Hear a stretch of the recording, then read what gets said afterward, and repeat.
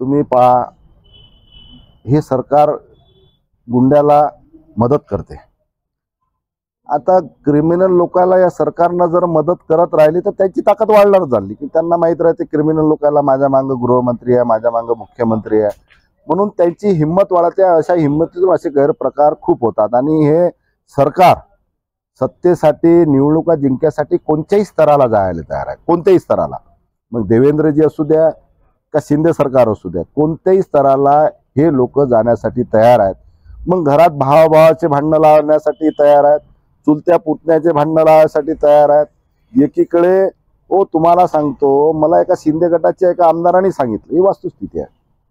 शिंदे गटाच्या आमदारांनी सांगितलं की तुम्ही जेव्हा सुरतला होते तेव्हा देवेंद्रजींनी तुमचा गेम करण्याचे आदेश दिले होते, म्हणून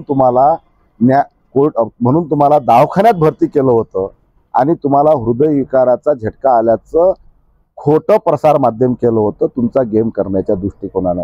मग हे जर आमदाराचं असं सत्तेसाठी करू शकतात तर आम लोकांचं काही करू शकतात।